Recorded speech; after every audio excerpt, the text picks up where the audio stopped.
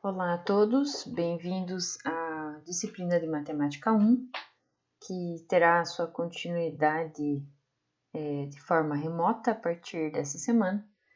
Então, vamos começar nessa primeira semana, relembrando o que vimos no primeiro mês de aulas, ok? Então, se refere, na verdade, a todos esses conteúdos que estão aqui. Vamos lá. Bom, então, o primeiro conceito visto foi o conceito de conjunto. Então, um conjunto, intuitivamente, é uma reunião de coisas, né, de objetos, de números. Então, são formas de organizar em conjuntos coisas que podem ter algo em comum ou não, enfim.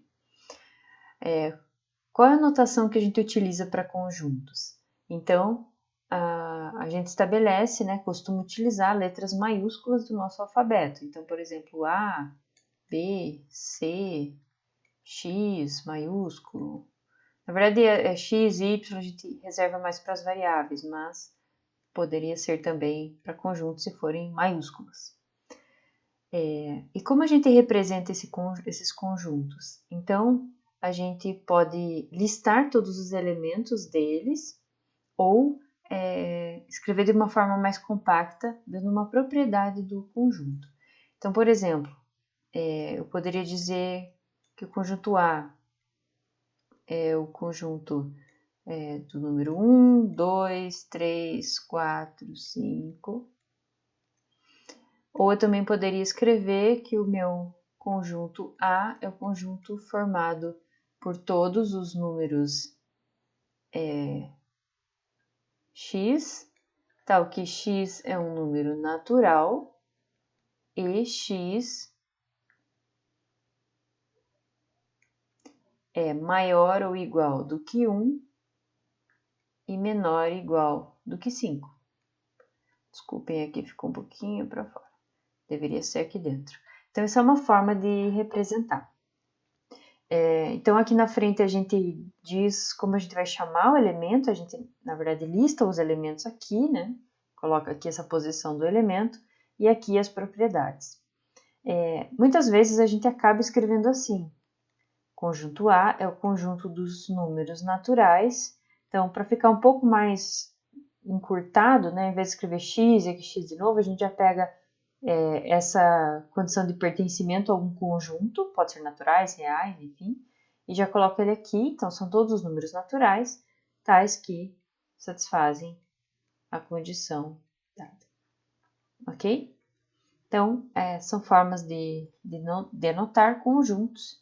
Depois a gente vai ver o caso específico dos intervalos, que ainda vai ter mais um jeito. Ok, continuando, existe então o conceito de pertencimento de um elemento a um conjunto. Então, o A minúsculo, então as letras minúsculas são reservadas para os elementos, normalmente, e o elemento, ele pertence ao conjunto. Então, dado qualquer objeto, né, matemático, no nosso caso aqui, ele pode pertencer a um conjunto ou não pertencer ao conjunto, certo? Aqui a gente estudou um pouquinho, né, de conjuntos que pertencem a outros conjuntos, ou seja, conjuntos formados por conjuntos. Então, é possível ter essa relação de pertencimento entre conjuntos. Tá? Mas a gente chama quem está nessa posição aqui de elemento, isso aqui de conjunto. Então, pertence e não pertence. Um conjunto bastante específico, que é importante, é o conjunto vazio. Então, a gente denota o conjunto vazio pela letra φ minúscula, e ele é definido como conjunto que não tem elementos. Então, eu escrevi aqui, usando uma notação mais sucinta, que para todo x, qualquer coisa que você pegue, essa coisa não pertence ao conjunto vazio. Ok? Esse é o conjunto vazio. Aqui a gente tem um exemplo de uma representação geométrica, onde você coloca esse diagrama de Venn aqui, essa elipse, e você coloca aqui dentro os elementos. Né? Muito bem. Então, Vamos falar agora sobre as operações que existem, né, que a gente viu entre conjuntos. Existem outras, mas a gente viu essas. Então, primeiro uma relação, na verdade, uma relação de inclusão. Então, a gente diz que um conjunto A está contido no conjunto B se todo elemento do A também é um elemento de B. A gente também pode escrever assim, então A está contido em B, a gente pode escrever que B contém A, tá? Ou B não contém A, certo? Assim como a gente pode escrever que A não contém B. O tracinho aqui é o não, tá certo? Então, quando é para esse lado aqui, A está contido em B, né? A está contido em B, ou dá para ler também que B contém A. Então, A contido em B ou B contém A. Deixa eu apagar essa coisa aqui do não contido, para não gerar confusão. Eu estou usando o mesmo nome e colocando condições contraditórias, né? Muito bem. Agora a união. Então, a união de dois conjuntos é o conjunto, é um novo conjunto, formado por todos os elementos que estão em A ou em B, tanto faz. Geometricamente, a gente pode representar assim. Então, toda a parte vermelha aqui representa o conjunto A união com B, supondo que esse aqui é A, que esse aqui é B, então o A união B é toda a parte vermelha. Bom, próxima operação é interseção. A interseção de dois conjuntos é um novo conjunto formado por todos os elementos que estão ao mesmo tempo em A e em B. Então, se eu digo que isso é A e que isso é B, a interseção é essa parte vermelha aqui. Tudo isso a gente já viu, né? Então, por isso estou passando rápido. E é importante depois conhecer esses conceitos quando a gente for trabalhar com intervalo. Agora, a diferença. Então, A menos B, que pode ser denotado também por A menos B, ou o conjunto complementar de B em A, é um novo conjunto que é formado por todos os elementos que estão em A e não estão em B. Então, você pega aqui o teu conjunto A, que seria esse conjunto aqui, e você tira desse A os elementos de B. Então, resulta nessa parte vermelha aqui. E por último, um caso particular da diferença, que é a complementação em relação ao universo, né? Então, a gente chama de A complementar a diferença do universo, do conjunto universo menos o conjunto A. Ou seja, são todos os elementos que estão nesse universo e não estão em A. Então, a gente precisa aqui, nesse caso, definir o que seria o nosso todo. Então, aqui representado por esse retângulo. Então, o todo vermelho, e desse retângulo você tira o conjunto A. Vou escrever aqui dentro para aparecer. Então, se esse é o conjunto A e esse é o conjunto B, que não vai aparecer, né? Então, ficou ruim. Vamos fazer o seguinte, vamos usar outra cor, tudo se resolve.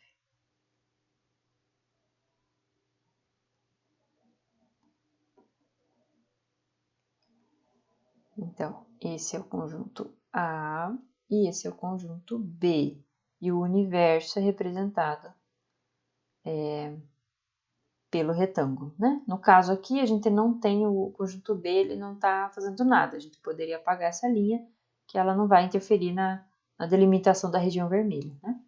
Mas, seguindo o padrão aqui dos anteriores, é isso que a gente tem, ok? Então, eu peguei todas essas imagens do Wikipedia, vocês também podem olhar esses artigos lá se quiser. Continuando agora para conjuntos numéricos, que é um caso específico, então, de conjuntos, né? Um tipo de conjunto. Então, a gente estudou vários conjuntos, eles estão aqui organizados nesse gráfico, nesse diagrama de Venn. Então, o primeiro que a gente olhou foram os números naturais, por exemplo, 0 e 1 são números naturais. Depois, o conjunto dos números inteiros, que é denotado pela letra Z, porque número em alemão é Zahl.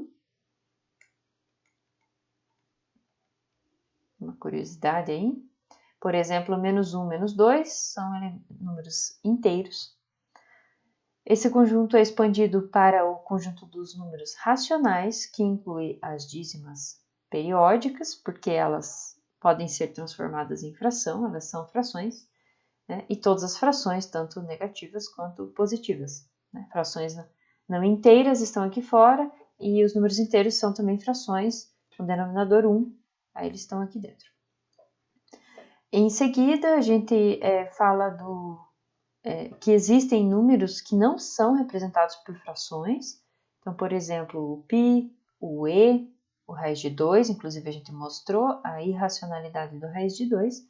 Então, esses números são chamados irracionais, e juntando os irracionais com os racionais, nós temos o que é chamado de conjunto dos números reais, que é o universo de trabalho que a gente utiliza nessa disciplina aqui, tá certo? Para completar o nosso diagrama, né, e a gente volta a ver esse conjunto maior, então aqui o C, que é o conjunto dos números complexos em matemática 6, mas para completar a gente coloca aqui, então, os números que são ou imaginários puro ou que tem parte real e parte imaginária, eles completam aqui o conjunto dos números reais, certo? Então, a gente tem aqui uma série de inclusões, né? Como a gente viu antes, a operação de inclusão, e o conjunto mais importante para a gente aqui são os reais, que é o universo no qual a gente vai trabalhar. Ok? Bom, seguindo para o terceiro tópico, serão 6 tópicos. Então, vamos falar um pouquinho de intervalos reais. Então, eu já falei que o conjunto dos números reais é o conjunto mais importante para a gente. Agora, então, vamos ver um tipo de subconjunto dos números reais, que são os intervalos. Então, o que são os intervalos? São pedaços da nossa reta real, né? A gente representa os números reais por uma reta, que eles são um pedaço único. Então, eu não posso, vou colocar aqui uma coisa que não é intervalo, ter um pedaço e outro pedaço. Isso aqui não é um intervalo. Isso aqui é uma união de 2 intervalos. Tá? Então, o intervalo vai ser, por exemplo, vou começar aqui no menos 3, e aí lembram que a gente fecha a bolinha, e vou seguir até o 0, por exemplo, com bolinha aberta. Então, o que é isso? Isso aqui está representando o intervalo, vou chamar, por exemplo, de... Acho que não vou dar nome para não atrapalhar aqui. Então, é o intervalo que é fechado em menos 3 e aberto no 0. A notação que a gente usa é essa aqui. A gente também pode denotar o aberto, ao invés de um parênteses, por um colchete virado para o outro lado. E também podemos denotar com essa notação aqui.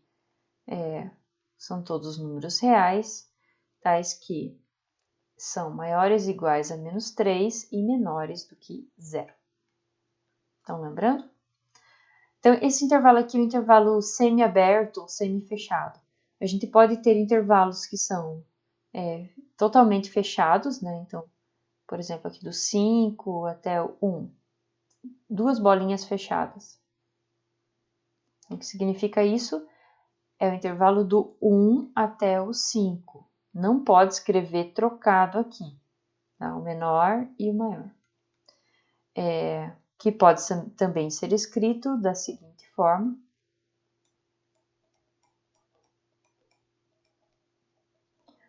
Ok? Se vocês tiverem qualquer dúvida, vão anotando para a gente esclarecer na nossa aula síncrona. Agora eu quero fazer um intervalo aberto. Então, vamos fazer aqui, por exemplo, do menos 6 até o menos 5. Então, do menos 6 até o menos 5. Aqui eu preciso achurar, né? Essa é a representação geométrica. E em termos de conjunto, seria o conjunto dos números reais, tais que eles são maiores que menos 6 e menores que menos 5. Também poderíamos ter denotado usando o colchete virado para fora. É interessante que aqui, né, nós não temos nenhum outro número inteiro entre o menos 5 e o menos 6. Mas é importante vocês lembrarem que existem outros números reais aqui, né? Por exemplo, a gente poderia citar o número menos 5,5. É um número que pertence a esse intervalo. Tá? Em fração seria o menos 55 sobre 10 ou menos 11 sobre 2. Então, esse número, ele está aqui, tá? E infinitos outros números estão aqui. Uma quantidade não numerável de números pertencem, né, ao intervalo. Lembrando também que a gente tem os irracionais, por exemplo, aqui a gente vai ter o e, o π, todos eles pertencem ao intervalo, não são só os números naturais. E aí, quando a gente junta essa parte de intervalos com as operações, né, que é, por exemplo, intersectar esses intervalos ou unir esses intervalos, é importante ter em mente, né, que essa continuidade do intervalo. Bom, o último exemplo que eu quero dar é um intervalo que é ilimitado. Então, esses aqui são intervalos limitados, eles têm começo e fim, né? Mas eu poderia ter, por exemplo, um intervalo que vem do menos 2, vou pegar fechado, mas poderia ser aberto, e ele vai para o menos infinito, aqui, para o lado esquerdo, para sempre. Então, a representação geométrica seria essa, né? Eu paro aqui porque o meu desenho acabou aqui. Mas seria o intervalo que vem lá do menos infinito e vai até o menos 2 fechado. Ou poderia ser representado também como conjunto dos números reais, que são menores ou iguais a menos 2. Ok? Claro que eu também poderia ter um exemplo aqui para os positivos, né? Então, lembrando que para os negativos eu tenho que pôr o menos infinito. Quando for aqui para o lado dos positivos, eu estou dispensado de colocar o mais infinito. Mas se eu quiser, eu posso também colocar o mais infinito. Ok? Então, infinito sem sinal, a gente entende que é o positivo. Assim como a gente entende, né, números que são finitos. Lembrando sempre que aqui, onde aparece infinito, é sempre aberto, tá? Então, sempre um parênteses ou um colchete virado para fora. É muito importante que vocês entendam essas notações, esse conceito, porque isso vai aparecer nas inequações afins, nas inequações quadráticas, nessa disciplina e em várias outras, pelo menos mais outras 3 disciplinas, tá? Então, se não entenderam, por favor, perguntem. Bom, saindo agora um pouco dos conjuntos e introduzindo um conceito novo, nada mais é também do que um conjunto, né? A função, ela é um conjunto de pares ordenados, mas não vamos focar nessa ótica. Então, a função, ela tem 3 elementos principais, que é o seu domínio, que é o conjunto A, um conjunto aqui, o seu contradomínio, que é o conjunto B, e uma regra, que vai exatamente definir quais são esses pares ordenados que formam o conjunto da função. Mas é essa regra, né, que está aqui, que vai dizer quem vai em quem, né? Os elementos do A vão em quem do B. Não é toda regra que determina uma função, não é toda relação que é uma função, então a gente tem a condição, né, para ser uma função. Então, vou escrever aqui que para todo elemento de A, existe um único elemento de B tal que o elemento do A é elevado no elemento do B pela função f. Tá? Isso aqui não está totalmente preciso, né? Mas eu acho que dá para entender. Ok? Então, né, a gente estudou, viu os exemplos de diagramas de Venn, o que tinha que acontecer aqui com as flechinhas, para que fosse uma função. Então, não vou focar nisso agora, mas a condição é essa. Todo elemento de A tem que ter um único em B. Então, não posso ter 2 e não posso ter nenhum. Eu tenho que ter exatamente para cada um do A, um no B. Ok? Muito bem. Então, temos o conjunto domínio e o conjunto imagem que aparecem já na definição da função.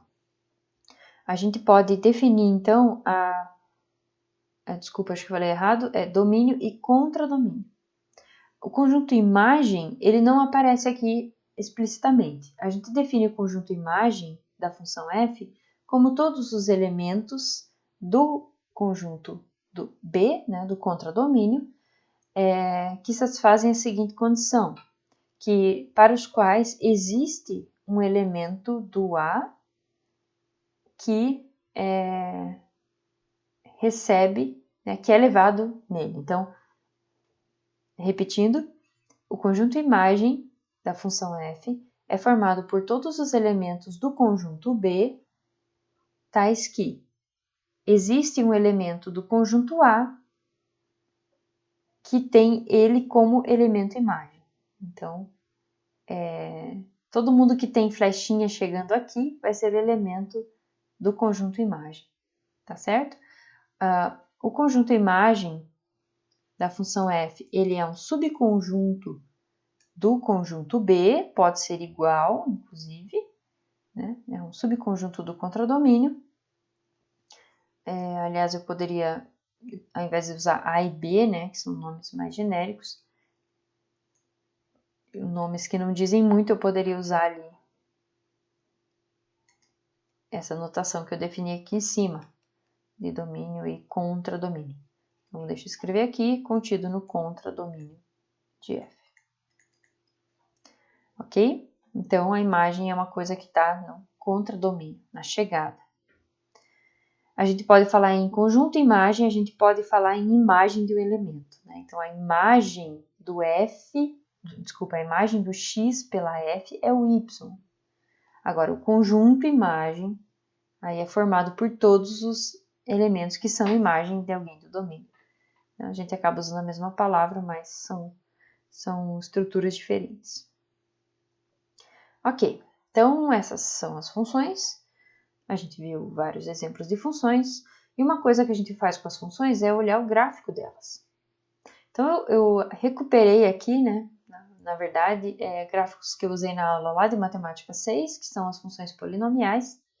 E alguns deles a gente vai estudar nessa disciplina com mais cuidado, mas só para representar alguns gráficos. Então, os gráficos eles são feitos no plano cartesiano, que é esse plano que tem esses eixos em 90 graus aqui.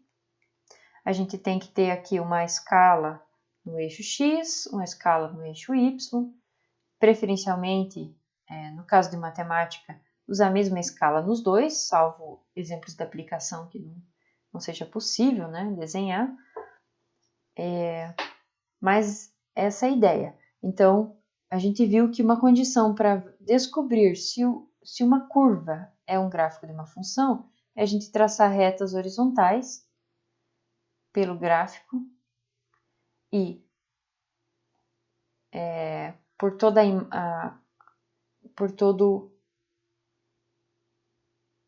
traçar retas horizontais e aí a gente consegue ver, né, se desculpa, eu estou fazendo errado. As retas horizontais que estão traçadas aqui, elas servem para a gente estudar as propriedades de injetividade e sobrejetividade, que a gente vai retomar na semana que vem, tá? Isso aqui a gente vai sobrejetividade. A gente vai retomar na semana que vem. Então, deixa eu apagar aqui. Não está errado, né? Essa técnica existe, mas ela não serve para definir, perceber se um gráfico é uma função. Então, vou apagar aqui, porque isso a gente vai ver semana que vem. Vou fazer de novo aqui.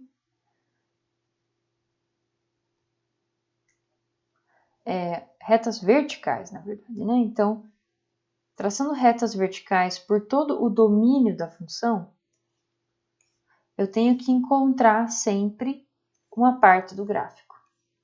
Todos aqui são gráficos de função, então, por exemplo, aqui, não estou encontrando o gráfico com essa reta aqui. Mas é que tem uma continuação aqui que não está aparecendo, né? Então, sempre que acontece isso aqui, é uma função. O que não pode acontecer, por exemplo, é uma situação assim. Então, essa curva que eu desenhei agora, se eu traço uma reta vertical, eu encontro em 3 pontos. Então, isso aqui não é o gráfico de uma função. Ok? Não é o gráfico de uma função. Mas todos que estão desenhados em azul aqui são. Então, vocês vão ter a oportunidade de treinar bastante daqui para frente como fazer gráficos. Bom, o último conceito, então, que eu quero relembrar com vocês é esse aqui, é o de taxa de variação média e também função crescente e decrescente. Então, a taxa de variação média de uma função f no intervalo AB é dado por esse quociente, a diferença das imagens dos elementos AB pela diferença do AB, tá? Então, eu gosto de apresentar isso, porque isso depois vai evoluir para a ideia de derivada, né? A ideia de inclinação de uma curva, do gráfico de uma função. Nesse caso aqui, a taxa de variação média, ela vai nos dar uma informação do quanto cresceu em média ou decresceu em média a função no intervalo. Como vocês estão, né, já estudaram física, vocês devem olhar para isso e lembrar da velocidade média, né? Então, deixa eu apagar um negócio aqui que eu fiz. Então, tudo está relacionado, né? A velocidade média com a derivada, e a gente vai ter oportunidade de ver isso mais para frente. Mas, por hora, taxa de variação média é esse quociente. Outro conceito, então, é o de função crescente. Também vai ser dado no intervalo, então uma função é crescente no intervalo se, dados dois elementos desse intervalo, que estão ordenados, as imagens deles mantêm a ordenação. Eu vou fazer um desenho aqui. Então, se eu tenho um x1 e um x2 ordenados nessa ordem, a imagem do meu x1 tem que ser menor que a imagem do meu x2. Então, isso tem que acontecer para todos os elementos do meu intervalo, né? Então, a ideia é que conforme eu estou andando aqui para a direita, eu estou crescendo. Estou aumentando o valor da imagem. Equivalentemente, o conceito de função decrescente é a mesma estrutura, só que as imagens elas vão inverter a ordem do domínio. Então, se eu tenho aqui o mesmo x1 e x2 ordenados, a imagem do meu x1 vai ser agora maior do que a imagem do meu x2. Então, a ideia é que eu estou, conforme eu ando para o lado direito, que é o sentido positivo aqui da minha reta, eu estou decrescendo. Tá certo? E aí fica uma perguntinha aqui para vocês pensarem, para vocês tentarem redigir qual é a relação entre o sinal da taxa de variação média de uma função no intervalo. Aqui está errado. Não tem esse maior do que zero. Então, a relação entre o sinal e a classificação da f em crescente ou decrescente nesse mesmo intervalo. Então, tem alguma coisa a ver? Eu posso dizer que uma coisa implica a outra, que a outra implica uma. Enfim, então essa é a tarefinha aí para vocês pensarem, para a gente conversar melhor no presencial não, no momento síncrono, tá bom? Então é isso, é uma revisão muito rápida e muito teórica, porque as contas a gente já fez. Eu disponibilizei também a seleção não, mas a lista de exercícios que se refere a essa parte, e vocês podem fazer alguns deles para relembrar, né, e começar aí a voltar a pensar em matemática 1 para a gente semana que vem retomar o conteúdo. Então é isso, até a próxima.